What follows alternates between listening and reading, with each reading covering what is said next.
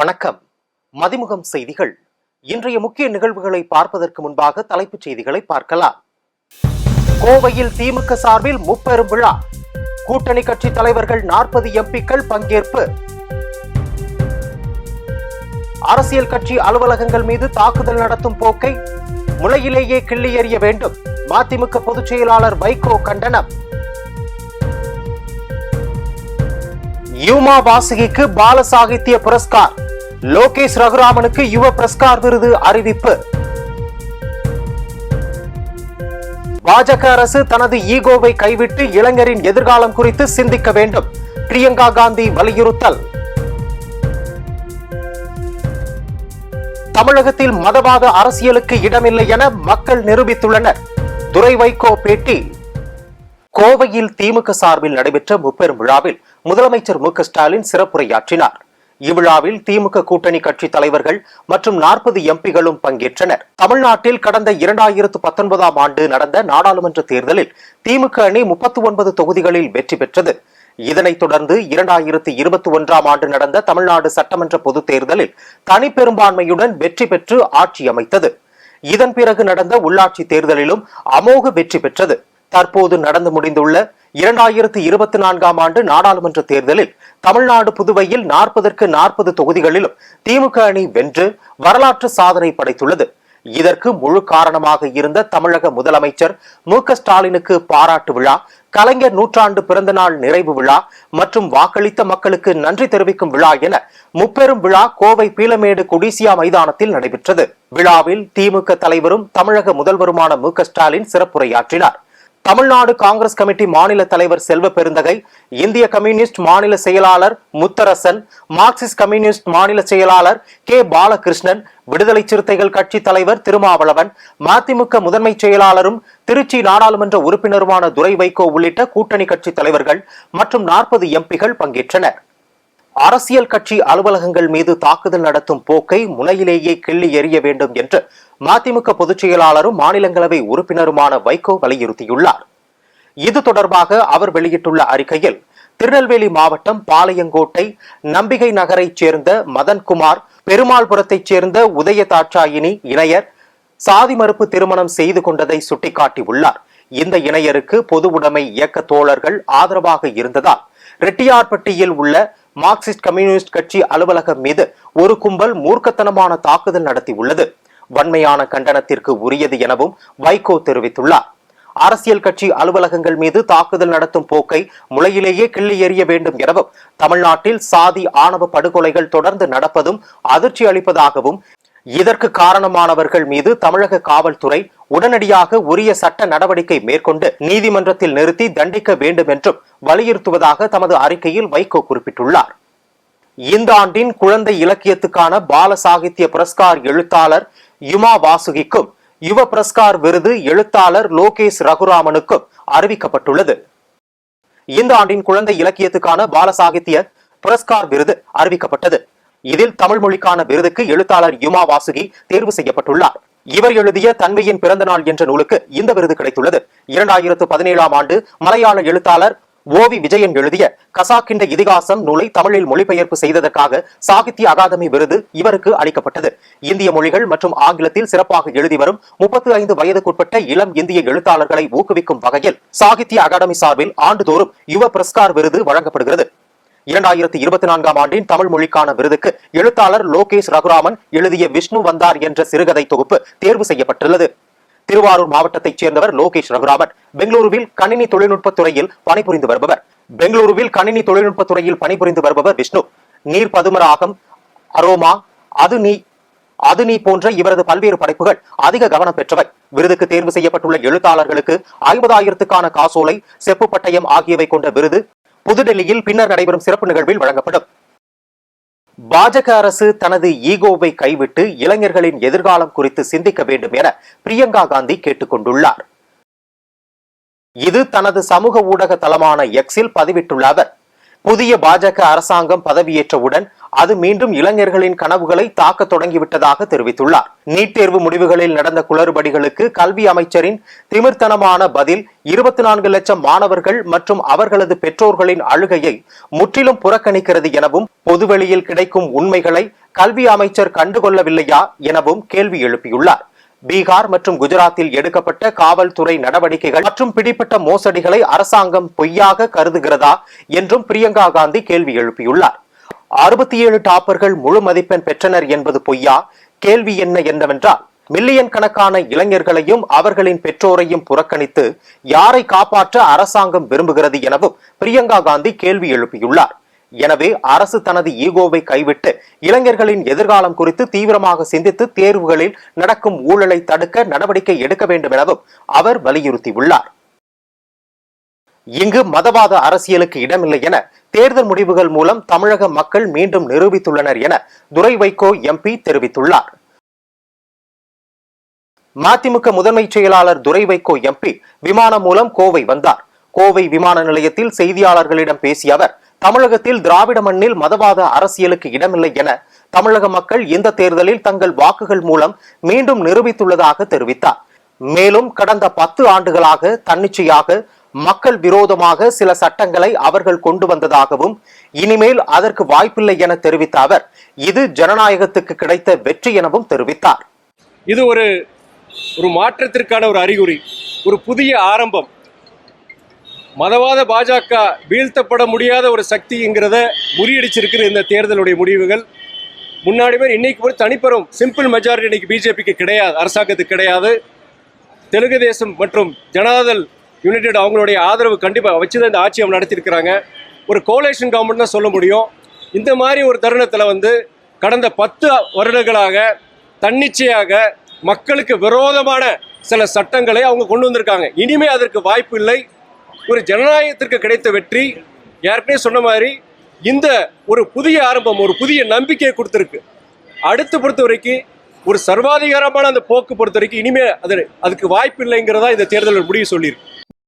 விக்கிரவாண்டி தொகுதியிலும் திமுக கூட்டணி மகத்தான வெற்றியை பெறும். திமுக வேட்பாளர் வெற்றிக்கு பாடுபடுவோம் என தெரிவித்த அவர், திமுக கூட்டணியில் இருந்தாலும் தனி இயக்கம் என்பதால் இனிமேல் தங்கள் சின்னத்தில் தான் போட்டியிடுவோம் எனவும் தெரிவித்தார். திருப்பத்தூரில் கார் ஷெட்டுக்குள் புகுந்து போக்கு காட்டி வந்த சிறுத்தையை 12 மணி நேர போராட்டத்திற்கு பின் மயக்க ஊசி செலுத்தி வனத்துறையினர் பிடித்தனர். திருப்பத்தூர் மாவட்டம் ஆட்சியர் அலுவலகம் அருகே மேரி இமாக்குலேட் தனியார் பள்ளி செயல்பட்டு வருகிறது. இந்நிலையில் பள்ளி வளாகத்திற்குள் சிறுத்தை புகுந்ததை கண்ட ஆசிரியர்கள் உடனடியாக மாணவர்களை வகுப்பறைக்குள் வைத்து பூட்டினர். இருப்பினும் பள்ளி காவலாளி கோபாலின் காதை சிறுத்தை கடித்ததில் படுகாயமடைந்த அவரை இரத்த வெள்ளத்தில் மீட்ட ஆசிரியர்கள் சிகிச்சைக்காக அரசு மருத்துவமனைக்கு அனுப்பி வைத்தனர். பின்னர் அங்கிருந்து அருகில் இருந்த கார் ஷெட்டிற்கு தாவிய சிறுத்தை பல மணி நேரம் அங்கேயே பதுங்கியது. தகவல் அறிந்து சம்பவ இடத்திற்கு வந்த காவல்துறையினர் மற்றும் வனத்துறையினர் சிறுத்தையை பிடிக்கும் பணியில் தீவிரமாக ஈடுபட்டனர். கார் ஷெட்டிற்குள் புகுந்த சிறுத்தையை கண்ட ஷெட் ஊழியர்கள் பதற்றமடைந்து உயிர் பயத்தில் ஷெட்டில் நின்றிருந்த 2 கார்களுக்குள் பாதுகாப்பாக தஞ்சமடைந்தனர். இதனையடுத்து கார் ஷெட்டில் இருந்த 5 பேர் பாதுகாப்புடன் மீட்கப்பட்டனர். இதனைத் தொடர்ந்து 12 மணி நேர போராட்டத்திற்கு பின் சிறுத்தையை மயக்க ஊசி செலுத்தி வனத்துறையினர் பிடித்து கூண்டில் அடைத்தனர். இதனையடுத்து பிடிப்பட்ட சிறுத்தையை தமிழக ஆந்திர எல்லையையொட்டியுள்ள வீரமலை வனப்பகுதிக்கு கொண்டு சென்று வனத்துறையினர் விட்டனர். இதனையடுத்து அப்பகுதி மக்கள் நிம்மதி அடைந்தனர். கலைஞர் விளையாட்டு உபகரணங்கள் வழங்கும் விழாவில் தமிழ்நாடு விளையாட்டு மேம்பாட்டு ஆணையத்தின் புதிய லட்சியனையை அமைச்சர் உதயநிதி ஸ்டாலின் வெளியிட்டார். திருப்பூர் மாவட்டத்தில் கலைஞர் விளையாட்டு உபகரணங்கள் வழங்கும் திட்டத்தின் விழாவில் நடைபெற்றது. இந்த விழாவில் இளைஞர் நலன் மற்றும் விளையாட்டு மேம்பாட்டுத்துறை அமைச்சர் உதயநிதி ஸ்டாலின் கலந்து கொண்டு தமிழ்நாடு விளையாட்டு மேம்பாட்டு ஆணையத்தின் புதிய லட்சியனையை வெளியிட்டார். தமிழ்நாடு விளையாட்டு மேம்பாட்டு ஆணையத்தின் லட்சினை வெளியிடப்பட்டு 30 ஆண்டுகள் பயன்படுத்தப்பட்டு வந்த நிலையில் தேசிய மற்றும் சர்வதேச அளவில் தமிழ்நாடு பல்வேறு விளையாட்டுகளில் பெரும் முன்னேற்றம் அடைந்து வருவதால் தமிழ்நாடு விளையாட்டு மேம்பாட்டு ஆணையத்தின் தனித்துவத்தை வெளிப்படுத்தவும் பல்வேறு விளையாட்டு பிரிவுகளை பிரதிபலிக்கவும் தமிழ்நாட்டின் வரைபடத்தை உள்ளடக்கிய புதிய லட்சினை வடிவமைக்கப்பட்டுள்ளது. புதிய லட்சினையில் இடம்பெற்றிருக்கும் மஞ்சள் நிறம் ஆற்றல் மற்றும் விளையாட்டு ஆர்வத்தையும், நீல நிறம் சுதந்திரம் மற்றும் உத்வேகத்தை குறிக்கும் வகையிலும் இடம்பெற்றுள்ளது. மேலும் லட்சினையை சுற்றி அமைந்துள்ள வட்ட வடிவம் தமிழ்நாடு விளையாட்டுத்துறை முன்னேற்றத்தின் சான்றாக வடிவமைக்கப்பட்டுள்ளது. இந்நிகழ்ச்சியில் தமிழ் வளர்ச்சி மற்றும் செய்தித்துறை அமைச்சர் சாமிநாதன், பள்ளிக்கல்வித்துறை அமைச்சர் அன்பில் மகேஷ் பொய்யாமொழி மற்றும் அரசு உயர் அலுவலர்கள் கலந்து கொண்டனர். தருமபுரி மாவட்டம் வளர்ச்சி பாதையில் சென்று கொண்டிருக்கிறது என தமிழக வேளாண் மற்றும் உழவர் நலத்துறை அமைச்சர் MRK பன்னீர்செல்வம் தெரிவித்துள்ளார். தருமபுரி பொதுமக்களின் நீண்ட நாள் கோரிக்கையான வெண்ணாம்பட்டி ரயில்வே மேம்பாலம் அமைவிடத்தையும் அமைச்சர் ஆய்வு மேற்கொண்டார். அதேபோல் தருமபுரி புறநகர் தேசிய நெடுஞ்சாலை பகுதிகளில் அமைய உள்ள சிப்காட் தொழில்பேட்டை பகுதிகளை வேளாண் உழவர் நலத்துறை அமைச்சர் MRK பன்னீர்செல்வம் நேரில் ஆய்வு மேற்கொண்டார். அதனைத் தொடர்ந்து செய்தியாளர்களிடம் பேசிய அமைச்சர், தமிழக அரசின் பல்வேறு வளர்ச்சி திட்டங்களால் தருமபுரி மாவட்டம் வளர்ச்சியடைந்து வருவதாக தெரிவித்தார். கிட்டத்தட்ட 2000 ஏக்கர் 2422 ஏக்கர் கொண்ட இந்த தருமபுரி வளர்ச்சிக்கு இது முதற்கட்டமாக கலைஞர் அவர்கள் அறிவித்த பொழுது ஒரு சில இயக்கங்கள் இது வர வேண்டாம் என்றார்கள். இதெல்லாம் அப்பயே வந்திருந்தது. அப்பயே வந்தால் சிப்காட்டு அதிகமான தொழிற்சாலைகள் இங்கு துவங்கப்பட்டிருக்கும். இந்த ஆய்வின் போது மாவட்ட ஆட்சித்தலைவர் சாந்தி, மாவட்ட வருவாய் அலுவலர் பால் பிரின்சி ராஜ்குமார், தருமபுரி நாடாளுமன்ற உறுப்பினர் வழக்கறிஞர் மணி, திமுக கிழக்கு மாவட்ட செயலாளர் தடங்கம் சுப்பிரமணி, மாநில விவசாய அணி துணைத் தலைவர் இன்பசேகரன் மற்றும் அரசு துறை அலுவலர்கள் என பலர் கலந்து கொண்டனர்.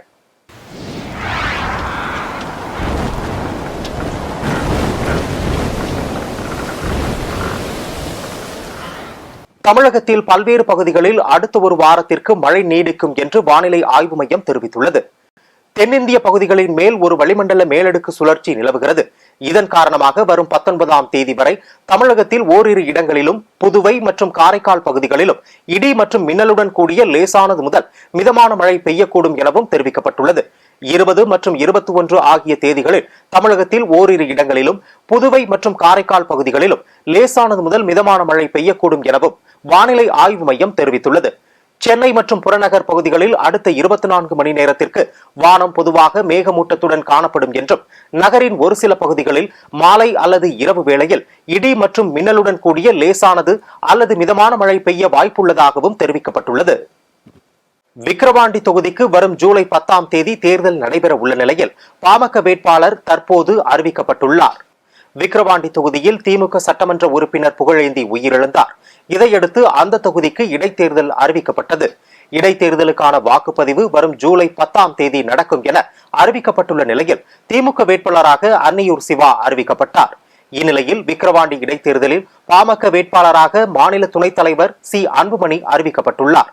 இவர் கடந்த 2016ஆம் ஆண்டு சட்டப்பேரவை தேர்தலில் பாமக தனித்து போட்டியிட்ட போது 41,428 வாக்குகளை பெற்றார் என்பது குறிப்பிடத்தக்கது.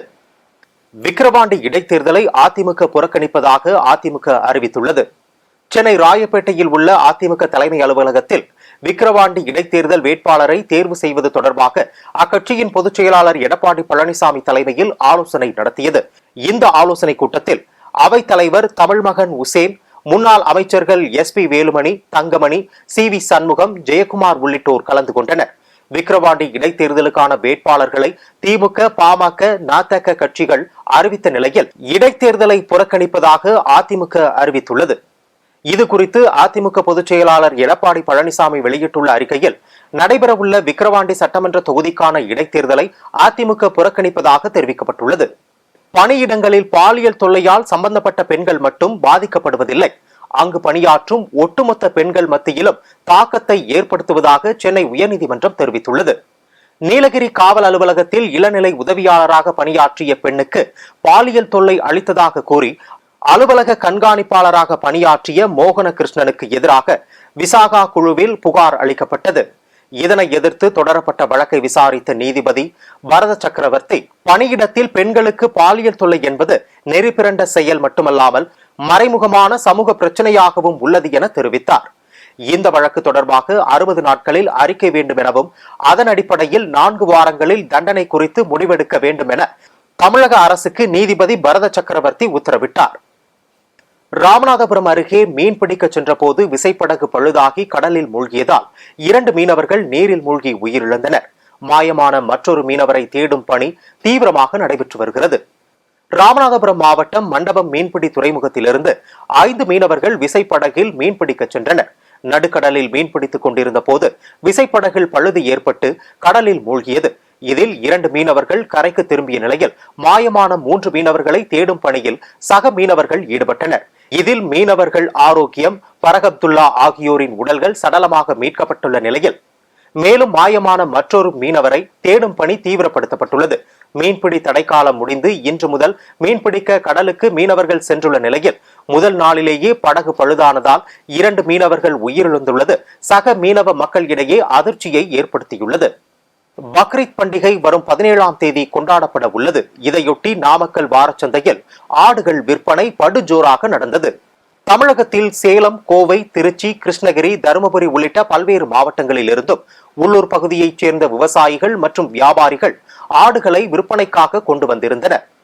இதேபோல் எடைக்கு ஏற்றவாறு குறைந்தபட்சம் ஒரு ஆடு 5,000 முதல் அதிகபட்சமாக ரூபாய் 35,000 வரை விற்பனையானது. இதனால் வாரச்சந்தையில் வெள்ளாடுகளை காட்டிலும் செம்மறி ஆடுகள் விற்பனை அதிக அளவு நடந்தது. பக்ரீத் பண்டிகையை முன்னிட்டு ஒரே நாளில் மட்டும் 2 கோடி ரூபாய்க்கு ஆடுகள் விற்பனையானது.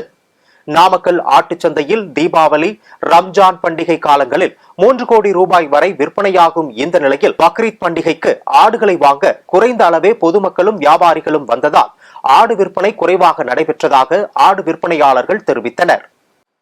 பல்வேறு மாவட்டங்களில் நடைபெற்ற நிகழ்வுகளை களத்தில் மதிமுகம் பகுதியில் பார்க்கலாம்.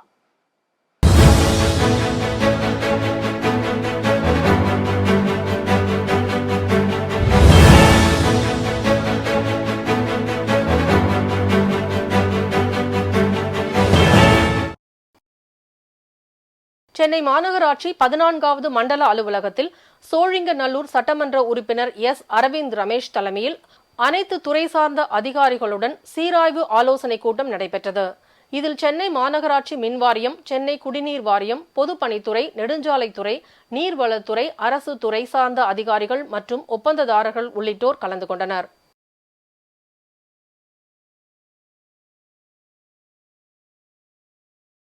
தருமபுரி மாவட்டம் பாலக்கோட்டில் தமிழ்நாடு பெண்கள் இணைப்பு குழு மற்றும் பெண் விவசாயிகள் சங்கம் சார்பில் பாரம்பரிய விதை திருவிழா மற்றும் சிறுதானிய உணவு மீட்டெடுத்தல் கருத்தரங்கம் தமிழ்நாடு பெண்கள் இணைப்பு குழு மாவட்ட ஒருங்கிணைப்பாளர் ரங்கநாயகி தலைமையில் நடைபெற்றது. அதனைத் தொடர்ந்து கிராமிய கும்மி பாடலுக்கு நடனமாடி சிறுதானியங்களை மீட்டெடுப்போம் என்று பெண் விவசாயிகளிடையே பள்ளி மாணவிகள் விழிப்புணர்வை ஏற்படுத்தினர்.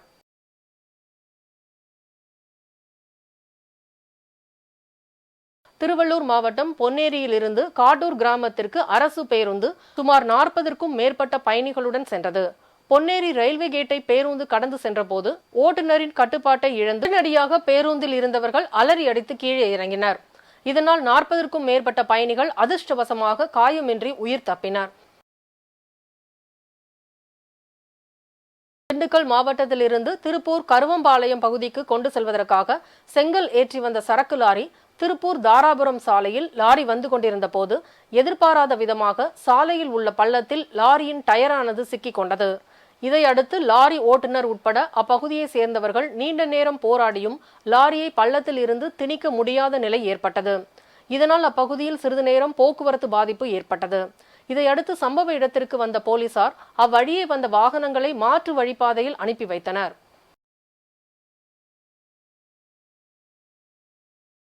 வேலூர் மாவட்டம் குடியாத்தம் சீவூர் பஞ்சாயத்துக்கு உட்பட்ட எம்ஜிஆர் நகர் பகுதியில் 300க்கும் மேற்பட்ட குடும்பங்கள் வசித்து வருகின்றன. இந்த எம்ஜிஆர் நகர் பகுதியில் சுமார் 6 மாதமாக குடிநீர் விநியோகம் முறையாக செய்யப்படவில்லை என கூறப்படுகிறது. பலமுறை சம்பந்தப்பட்ட அதிகாரிகளிடமும் ஊராட்சி மன்ற தலைவரிடமும் முறையிட்டும் எந்த ஒரு நடவடிக்கையும் எடுக்காததால் மறியல் போராட்டத்தில் ஈடுபட்டனர். தகவல் அறிந்து வந்த குடியாத்தம் காவல்துறையினர் சாலை மறியலில் ஈடுபட்ட பொதுமக்களிடம் பேச்சுவார்த்தை நடத்தி உரிய நடவடிக்கை எடுப்பதாக உறுதியளித்த பின் சாலை மறியலை கைவிட்டனர்.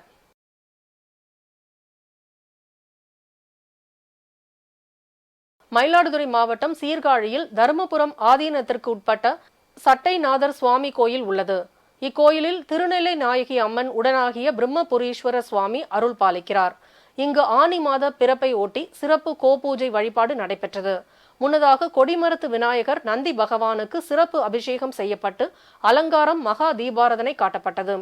இதில் திரளான பக்தர்கள் கலந்து கொண்டு பசுமாட்டிற்கு வாழைப்பழங்கள், அகத்திக்கீரை கொடுத்து வலம் வந்து வணங்கி வழிபட்டனர்.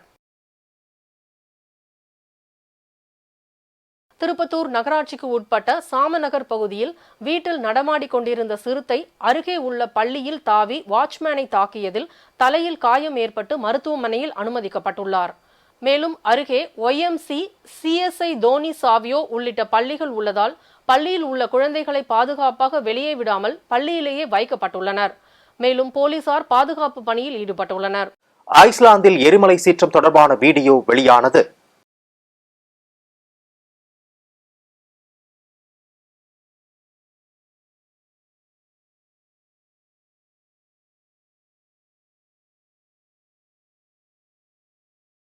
ஐஸ்லாந்தில் உள்ள எரிமலை கடந்த ஒரு சில நாட்களாக சீற்றத்துடன் காணப்படுகிறது.